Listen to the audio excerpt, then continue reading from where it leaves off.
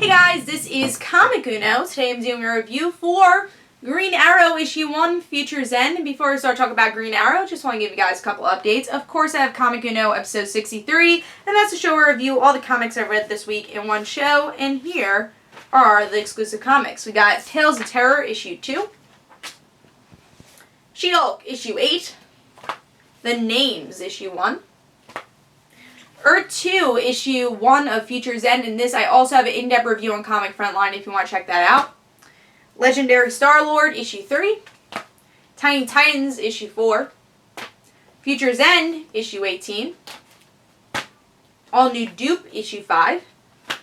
Uncanny X-Men, issue 25, and those are all the exclusive books. Also, guys, the like page, the Facebook page for Like Father, Like Daughter was launched today, so in the description below there'll be a link for the Like Father, Like Daughter Facebook page. And if you guys want to support the Kickstarter in advance, there's a PayPal page on the website of Like Father, Like Daughter. It's right on the top. You'll be able to see it, and you can give advance payment to Like Father, Like Daughter, and this will be included for the Kickstarter, so you'll still get the Kickstarter prizes. And if you want to add more to what you've already given, you can. If you see a better gift or you want to up your gift, you can do that also. So that way we could just start getting into the Kickstarter. So hopefully you guys can donate, or you can wait for the Kickstarter, but I just want to mention that. But let's talk about Green Arrow, Future's End, issue 1. Again, got the 3D cover. Amico is in the back. I love it. Love these 3D covers again, and I think these work a lot better this year. So I was looking forward to Green Arrow because I heard some really good things, and one of my favorite stories for Future's End right now is the Green Arrow story, which I'll talk about in the Comic Uno episode with the Future's End book that came out this week, which actually connects a lot here. I would read the Future's End issue 18 before you read this, because this spoils Future's End, so I think there should have been some disclaimer there. But yeah, this does spoil Future's End a bit. So if you haven't read it, I'm going to spoil a little bit because it's a main plot of the book. So yeah, I was really looking forward to Green Arrow, even though I'm not loving Lemire's run. I know people that have, I would say people who are new to Green Arrow really like Lemire's book, but people that really are like me who've been Green Arrow fans for a long time, it's not Oliver. So I'm kind of torn between the series, but really excited for the Arrow team to take over Green Arrow. Let's see if I like this story and see if I like the Future's End book. So in this issue, we get to see Amico as the main character. She's the new Green Arrow. She's working with Naomi, who's now in the streets doing stuff too.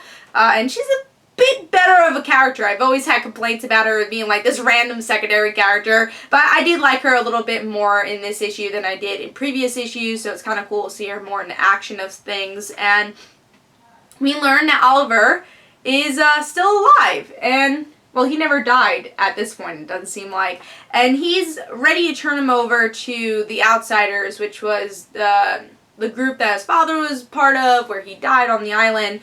And he's like, I'll go with you guys if we come up with a plan to help these Earth 2 superheroes. And Amico's okay with that because she's going to be Green Arrow, and she's like, all right, I'm okay with you doing this, Oliver. So that was the big point of Future's End issue 18. It's like, why the hell is he still alive? Why is he on this island? Because Green Arrow faked his own death. And that's pretty much the whole story, is him faking his own death. We get to see other, I guess, shout-outs to other villains, which I don't think was really necessary, but that's the issue. I like the issue. Again, I think there should have been a disclaimer because it does spoil a lot for Future's End issue 18 that just came out this week.